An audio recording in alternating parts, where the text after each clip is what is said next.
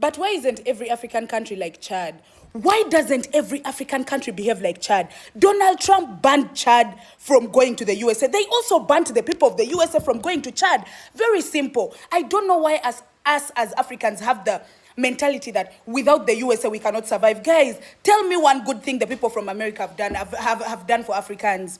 Tell me one good thing they have done for us, or one good thing we have benefited from them. Nothing, guys. Hi guys, my name is Esther Daniel and you're welcome back to the channel. In January 2022, Trump added 6 new countries to his travel ban list and 4 of them were African: Nigeria, Eritrea, Sudan, Tanzania. He did not ban white majority countries. He banned some of the blackest nations on earth. Nigeria, the most populous black nation in the world. Sudan and Eritrea, countries recovering from war and dictatorship, where people desperately needed asylum. Tanzania, a country with no known threats to the US, but rich in natural resources. Before we move on with the video, please subscribe to the channel, like and share the video to help the channel out. Why isn't every African country like Chad? Why doesn't every African country behave like Chad? Donald Trump banned Chad from going to the USA. They also banned the people of the USA from going to Chad. Very simple. I don't know why us as Africans have the mentality that without the USA we cannot survive. Guys, tell me one good thing the people from America have done for Africans. Tell me one good thing they have done for us, or one good thing we have benefited from them. Nothing, guys, nothing. It is very simple. We need to bring Idi Amin policies back into power. Give the countries that he has banned from going to the USA, they should also ban American citizens from going to their countries. Very simple. They should also ban American countries from going to their countries. Literally. Because it doesn't make sense. Like, so he has banned your people from going to his country and his people are still in your country. Why? Why? Why? Let me tell you, the only thing Americans have done for Africa is nothing. Is nothing. Like, guys, if you see Americans in an African country, just know there is either oil, there is gold, there is diamond. Americans have never helped Africans, guys. They have never helped Africans. They have never. Even the people that built their country, these black Americans, what are they doing to them right now? What are they doing to them right now? Aren't they the same people they are profiling? Aren't they the same people they are racist to? Aren't they the same people they are doing all these things to? And aren't they the people that built their country? Aren't they the people that built their country? They are the ones. Guys, Donald Trump has banned people from your country from going to their country. Ban their people too. Ban their people too. Very simple. Very simple. I even don't get the concept of why we need visas to go to America, and some countries they don't need visas to go to. Why? If we need visas to go there, they should also need visas to come here. Guys, Africans, we really slack a lot and it's so annoying. Like, what? What? He has banned people from your people from his country. Ban his people from your country. Very simple. Very simple. Be like Chad.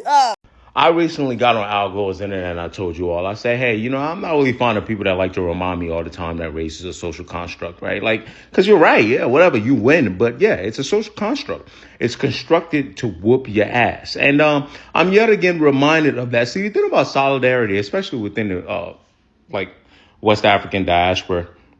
We're talking about from West Africa all the way to, the Caribbeans, and then you go to the Americas. What I find interesting about it is no matter how much we try to get into tribalism, the West reminds us often, like, you just need solidarity. You don't want to practice it? Okay, not my problem. Where am I going with this? And what does this have to do with the article? Okay, Trump's travel ban. Well, the first time, remember that travel ban? It was really called the Muslim ban. Then when Joe Biden got in office, rescinded that. That's gone. He did it again. And then now the Trump administration wants to impose a travel ban on dozens more countries, right? Let's go through the list. At the bottom here, you'll see the first list, right? So you got Afghanistan, the typical places they'll tell you, right? Sudan, Somalia. Then you got the Haiti, Iran, Congo, Chad. And there's restrictions from, places like Burundi, Cuba, Sierra Leone, Togo. So, but here are the countries that are considered, right? They're considering these countries to face full or partial bans, all right? Angola, Antigua, Benin, Burkina Faso, Cameroon. You got Cambodia up there. Okay. Democratic Republic of Congo, Ghana, Nigeria. You try to keep Nigerians out, they'll find some way, one way or another. Okay, anyway, and you see the list. You get the point. Now, obviously, some of these countries are not just black people.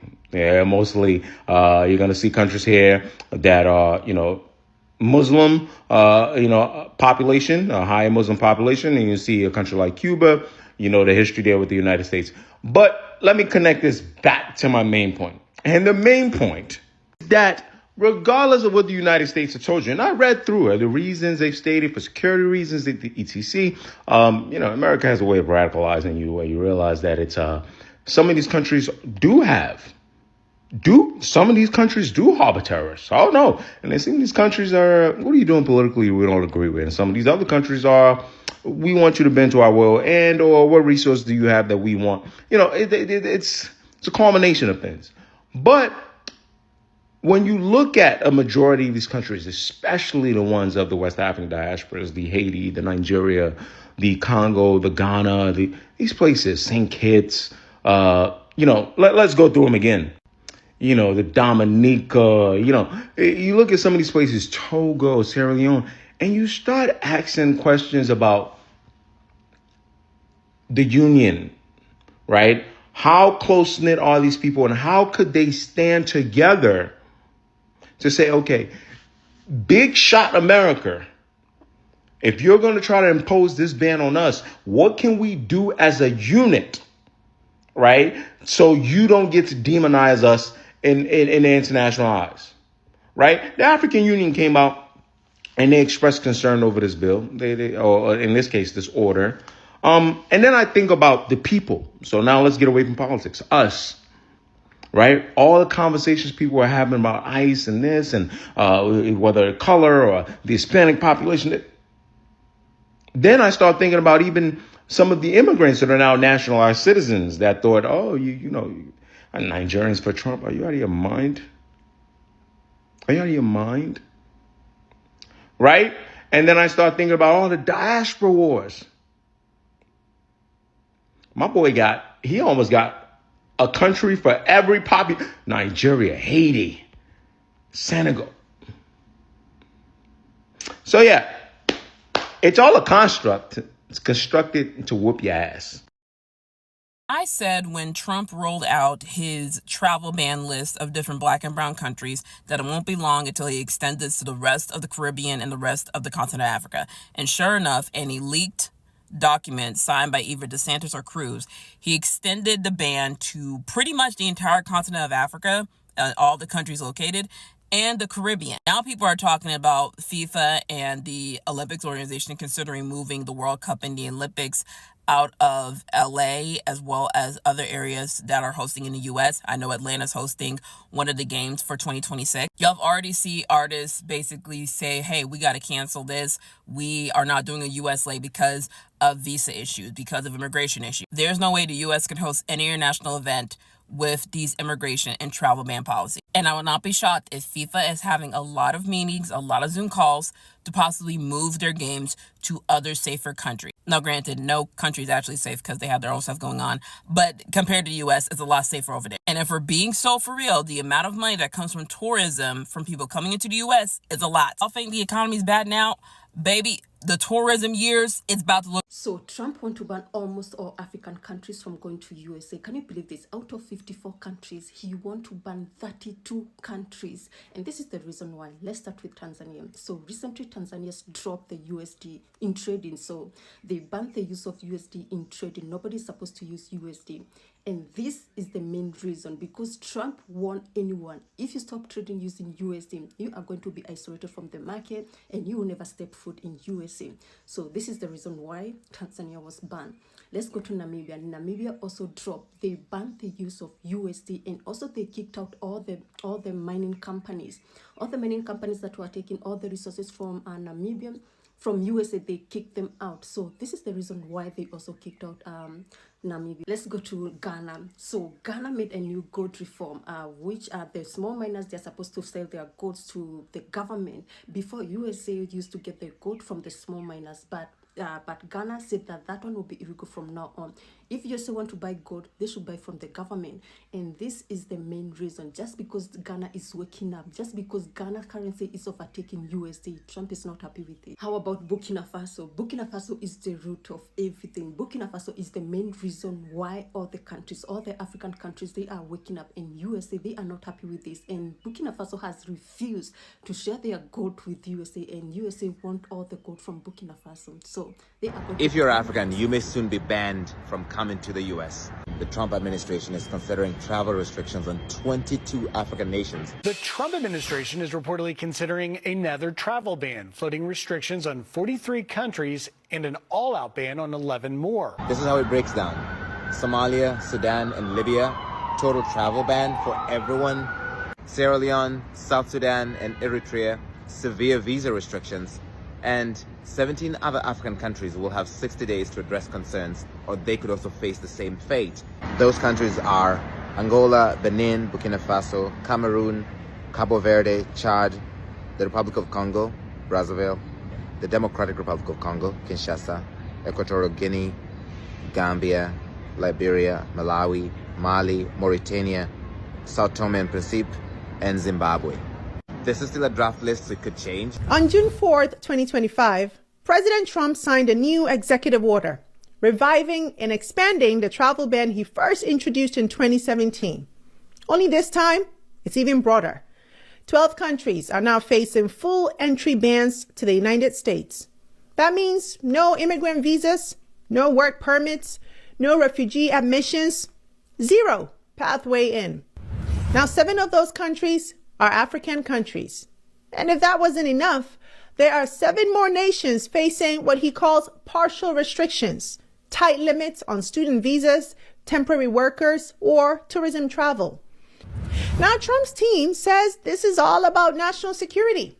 They claim that these countries failed to meet certain vetting standards, like they didn't share enough biometric data, didn't crack down on visa overstays, or they had high rates of undocumented immigration. But let's keep it real. That's the same justification they used in 2017. And it disproportionately affected Black, Brown, and Muslim majority nations then, just like it does now. Students who were accepted into the U.S. colleges this fall, blocked. Families trying to reunite after years apart, denied. Imagine young entrepreneurs trying to attend global summits or pitch competitions, not even a chance. And here's the real deal. Many of these countries are already dealing with conflict, displacement, and deep economic strain. They are not threats to American security. They are the ones most in need of international connection. But now, that door is slammed shut. And the message is clear. If you come from certain parts of the world, especially if you're African, your passport alone can be enough to get you banned. This isn't just policy. It's a mirror. And it's showing us exactly who's being welcomed and who's being excluded. African students don't feel safe in the U.S. anymore. When this student first arrived in the U.S. to pursue her graduate degree, she was confident in the freedom of thought that the universities often promise. But that sense of freedom is starting to feel a little less stable. Since Donald Trump returned to office, his tough stance on immigration has been making waves again. And with it, a crackdown on academic institutions. For African students in the U.S., it's like living in 2 different worlds, one full of academic opportunity and the other where detention, deportation, and political punishment feel like real threats. Take Mamadou Tall, for instance, a British Gambian doctoral student whose visa was revoked after he joined pro-Palestine protests. Mamadou tried to fight the decision in court, but a judge ruled against him last Thursday. Then there's Mahmoud Khalil, a Columbia University graduate and lawful permanent resident